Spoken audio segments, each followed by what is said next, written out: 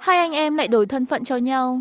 Khi hai đứa trẻ xuất hiện trước mặt mẹ, mẹ cuối cùng cũng đưa ra câu hỏi cốt lõi của linh hồn. Các con lấy quần áo này ở đâu? Lúc nãy chúng con đi dạo bên kia, thấy mấy bộ quần áo này, cảm thấy đẹp và ngầu, nên mua luôn. Đúng vậy, mẹ ơi, con mặc bộ này có đẹp không? Tiểu nha đầu thích làm đẹp, quay một vòng trước mặt Lưu Tiểu Anh. Lần này Lưu Tiểu Anh không biết nói gì. Ba cảm thấy có gì đó không đúng. Đúng lúc này, Thịnh Thi Vũ cũng tìm đến. Bạn học của tôi vừa ra khỏi phòng phẫu thuật. Giờ cậu ấy rảnh, tôi để cậu ấy nói với cô về tình hình của mẹ tôi. Được, bây giờ chúng ta qua đó thôi. Nói xong, anh nắm tay các con. Cùng Thịnh Thế Vũ trở về bệnh viện. Lưu Hiểu Anh nhìn chồng hồ sơ bệnh án dày cộp trên bàn. Lật mãi đến tận tối. Thịnh Thế Vũ tâm trạng căng thẳng và lo lắng. Hiểu Anh, cô nghĩ sao? Có chắc chắn không? Vài ngày tới, ca phẫu thuật của dì, tôi có 70% khả năng thành công. Ô, thật sao? Thịnh Thi Vũ kích động, ôm chặt Lưu Tiểu Anh. Tiểu Anh, tôi biết có cô ở đây, chắc chắn sẽ không có vấn đề gì. Hai đứa nhỏ nhìn mẹ nuôi, mắt đỏ hoe vì xúc động, thể hiện sự quan tâm bên cạnh. Mẹ nuôi, mẹ con lợi hại nhất. Mẹ cứ yên tâm hoàn toàn đi, bà nội chắc chắn sẽ không sao đâu. Đi, tôi mời mọi người đi ăn. Tối nay mẹ nuôi vui vẻ, muốn ăn gì cũng được. Thật sao? Vậy con muốn ăn hải sản lớn. Có gì khó đâu. Mẹ nuôi biết một quán cực ngon. Đi, mấy người đến nhà hàng. Hai đứa nhỏ ăn như chúa Sơn Lâm, bụng no căng tròn. Vừa về đến nhà, hai đứa nhỏ liền ngã vật ra ghế sofa. Ăn đã quá. Lưu Hiểu Anh nhìn con gái khôi phục sự hoạt bát như xưa, không khỏi mỉm cười. Cuối cùng cũng trở lại bình thường rồi. Nhìn thế này mới đáng yêu chứ. 2 ngày trước thật sự dọa chết mẹ rồi. Lưu Vũ Tình nghe mẹ nói vậy, vội vàng bò dậy từ ghế sofa, vẻ mặt ngoan ngoãn hỏi mẹ. Chẳng lẽ mẹ không thích con 2 ngày trước sao? 2 ngày trước, Tình Tình trông đặc biệt dịu dàng và ngoan ngoãn. Mặc dù khác với bây giờ, nhưng mẹ vẫn thích. Vậy thì tốt, dù con có thay đổi thế nào, mẹ phải luôn luôn thích con đấy nhé. Nếu không, con sẽ rất buồn đấy. Được rồi, Thanh Thanh nhà mình dễ thương thế này, sao mẹ có thể không thích được? Buổi tối khi ngủ, Lưu Hiểu Anh đột nhiên xuất hiện trong giấc mơ đầy sương mù. Cô nghe thấy tiếng trẻ con khóc, khóc đến mức thở không ra hơi. Cô lần mò bước tới. Khi đến gần, phát hiện ra Cầm Cầm đang khóc, sợ hãi khiến cô giật mình tỉnh dậy, ngồi bật dậy từ trên giường. Liền kiểm tra Lương Tiểu Chi bên cạnh, nhưng Lương Tiểu Chi đang ngủ rất say. May mà chỉ là mơ. Lưu Hiểu Anh không suy nghĩ nhiều, đắp lại chăn cho Lương Tiểu Chi, rồi nằm xuống tiếp tục ngủ. Còn tại đế cảnh Lan phủ, Huyền Huyền ngồi trên giường, khóc đến mức thở không ra hơi. Hằng Hằng nghe thấy tiếng động, liền đứng dậy. Sao vậy, Huyền Huyền, bị ác mộng sao? Huyền Huyền không trả lời, vẫn còn nức nở khóc. Là vì rời xa mẹ rồi sao? Thôi đừng khóc nữa, sau này chúng ta tìm cơ hội thảo luận với anh Nam Nam, rồi đổi lại nhé. Huyền Huyền lúc này mới gật đầu, cầm quyển vở lên viết chữ. Muốn ba tốt. Con đừng khóc, ba sẽ dẫn con đi tìm ba. Hằng Hằng vừa an ủi em gái, vừa nắm tay cô bé đến phòng của Đế Bắc Thần. Đế Bắc Thần nghe tiếng mở cửa, liền tỉnh dậy. Ông ngồi dậy bật đèn đầu giường, nhìn thấy hai đứa nhỏ bước vào. Trên khuôn mặt cô con gái nhỏ vẫn còn đọng lại những giọt nước mắt, nhìn trông thật đáng thương. Sao vậy, em gái gặp ác mộng và cứ khóc mãi. Đế Bắc Thần lập tức bế Uyển Uyển lên, giọng nhẹ nhàng dỗ dành cô bé. Uyển Uyển đừng sợ, có ba đây rồi. Hằng Hằng thấy cảm xúc của em gái dần ổn định, cậu định quay về phòng mình, nhưng bị Đế Bắc Thần gọi lại. Con cũng ngủ ở đây đi. Hằng Hằng chớp chớp mắt, không từ chối mà tự động leo lên giường. Đế Bắc Thần nhìn cảnh này, trong lòng không khỏi vui mừng.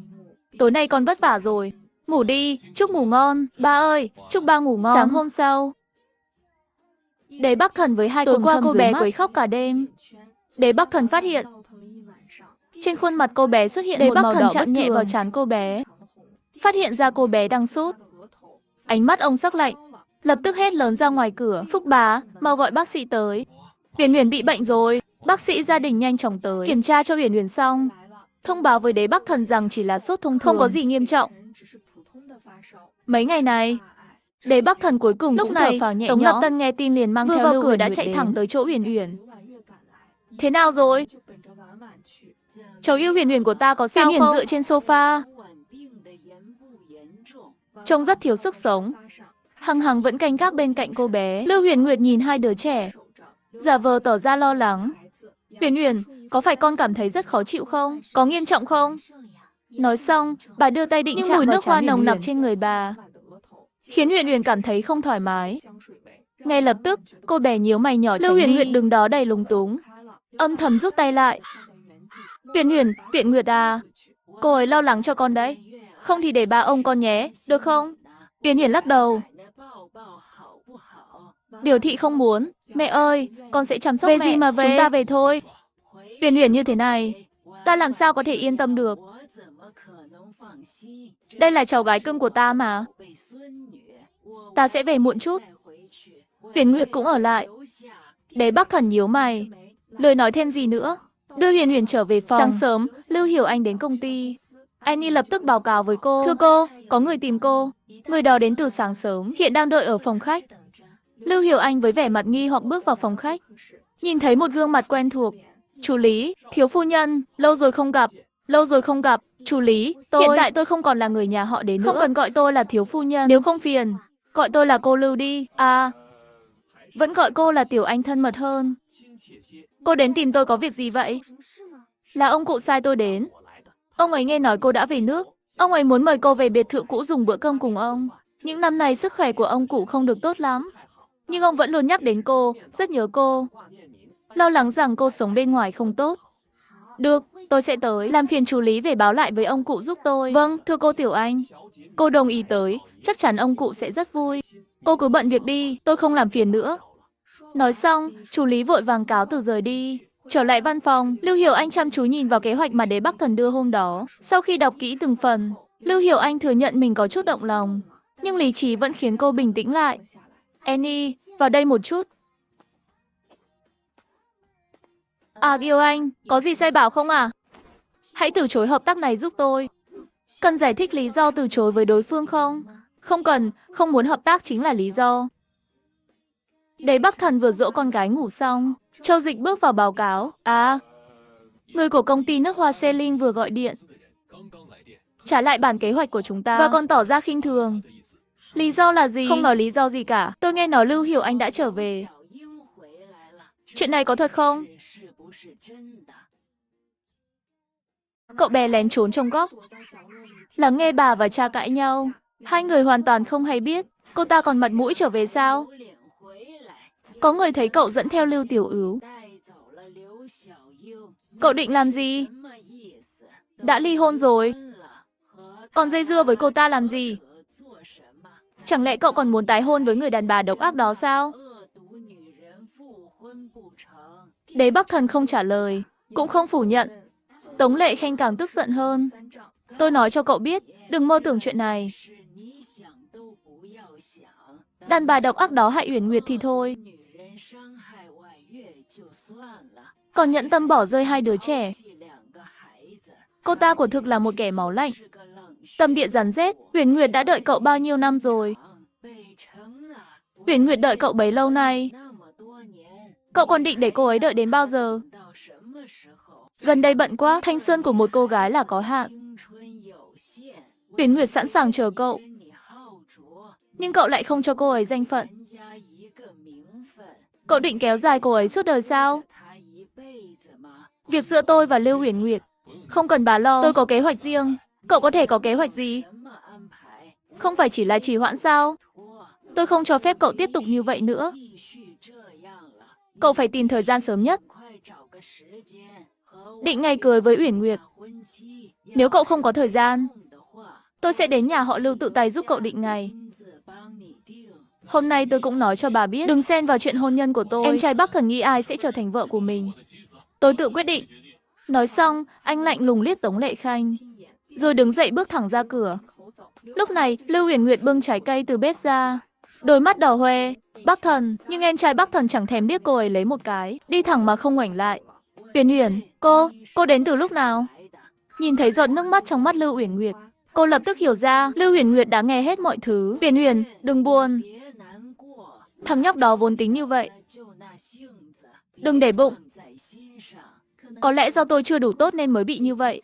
Cô đang nói linh tinh gì vậy? Cô xuất sắc như thế, chẳng lẽ chưa đủ tốt sao? Chưa tốt à? Vậy ai tốt? Lưu Hiểu Anh à, kẻ có tâm địa rắn rết đó sao? Cô ta cũng sướng. Đều tại đàn bà đê tiện Lưu Hiểu Anh. Lý Thần mới không chịu đính hôn với tôi, còn hai đứa con đê tiện kia của Lưu Hiểu Anh. Vì cô không biết điều, đừng trách tôi.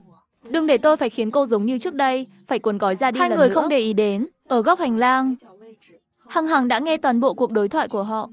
Quả nhiên, dù cha đã tỏ rõ thái độ, bà nội vẫn nhất quyết nhét Lưu Uyển Nguyệt cho cha. Tuyệt đối không thể để cha đính hôn với Lưu Uyển Nguyệt được.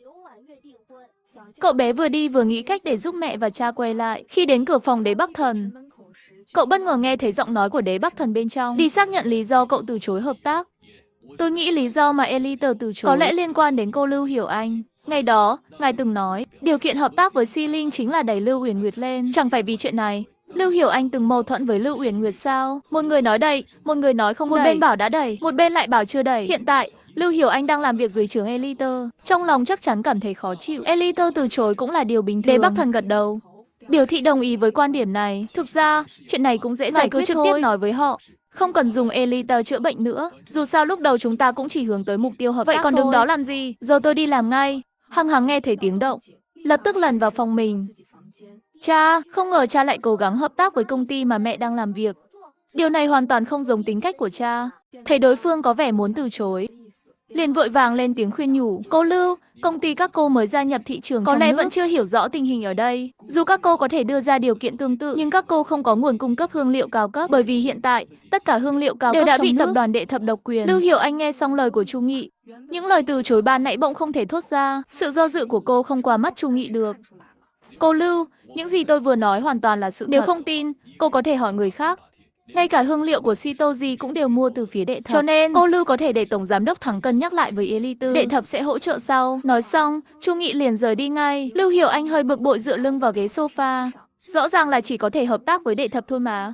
Còn chờ đợi gì nữa chứ? Chiều tối, Lưu Hiểu Anh chuẩn bị đến bệnh viện. Kết quả vừa ra khỏi cửa công ty, cô nhìn thấy mẹ ruột Lâm Tuyết Trân đang bước tới.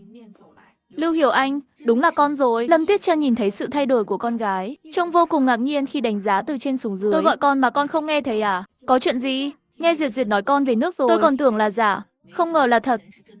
Sao? Có chuyện gì? Đây là thái độ gì vậy? Tôi ít ra cũng là mẹ ruột của con. Gặp tôi mà con không chào hỏi một câu sao? Xin lỗi, tôi không nhớ. Khi nào tôi có một người mẹ như bà? Con gái bà không phải là Lưu Uyển Nguyệt sao? Lâm Tuyết Trân bị nghẹn lại, khuôn mặt cứng đờ. Uyển Nguyệt đích thực là con gái tôi. Thế thì sao? Bà Lâm đến đây chỉ để nói cho tôi biết chuyện này sao? Không cần thiết đâu, vì 6 năm trước tôi đã biết chuyện này rồi. Nói xong, Lưu Hiểu Anh định bỏ đi. Lưu Hiểu Anh, đứng lại đó. Cô rốt cuộc muốn làm gì? Có gì thì nói nhanh. Tôi rất bận, không có thời gian đối phó với cô. Cô cũng đừng vòng vo nữa.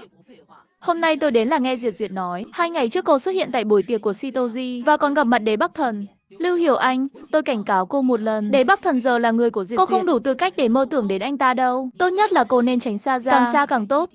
Đừng làm những chuyện mất mặt nữa. Xin hỏi bà thấy mắt nào của mình chứng kiến tôi cao vọng thấp với Đế Bắc Thần? Hay là con gái cưng Lưu Uyển Nguyệt của bà nói cho bà biết? Lưu Uyển Nguyệt sợ tôi đến vậy sao? Bà đang đùa gì vậy? Cô ấy sợ cô, Uyển Nguyệt hơn cô gấp trăm lần. Bà cũng dám nói câu này à? Lưu Hiểu Anh, sao cô không tìm cái gương mà soi lại chính mình xem? Vậy thì, bà chạy tới cảnh cáo tôi vì lý do gì? Tất nhiên là không muốn cô phá hoại hạnh phúc của Uyển Nguyệt rồi. Không phải của mình thì đừng mơ tưởng. Hãy nhận rõ thân phận của mình. Trước tiên, tôi cũng mong bà hiểu một điều. Lưu Uyển Nguyệt đã chiếm lấy thân phận của tôi, chim sẻ chiếm tổ chim bồ câu. Cho đến giờ vẫn không chịu rời khỏi nhà họ Lưu. Tất nhiên, tôi cũng chẳng thèm thân phận tiểu thư nhà họ Lưu đó. Thứ hai, hôn ước năm xưa với Đế Bắc Thần vốn là của tôi. Là ông nội và ông nội Đế gia định ra, không có chuyện tôi cướp của ai cả. Thứ ba, tôi, Lưu Hiểu Anh, chưa rảnh đến mức phải đi phá hoại hạnh phúc của một kẻ vô danh. Lưu Uyển Nguyệt là cái thá gì, cũng đáng để tôi phí thời gian sao? Cuối cùng, bà và tôi chẳng liên quan gì cả. Từ nay đừng có tỏ thái độ cao cao tại thượng. Đến trước mặt tôi mà cảnh cáo. Bà nghĩ bà là ai? Dám đến trước mặt tôi mà hống hách.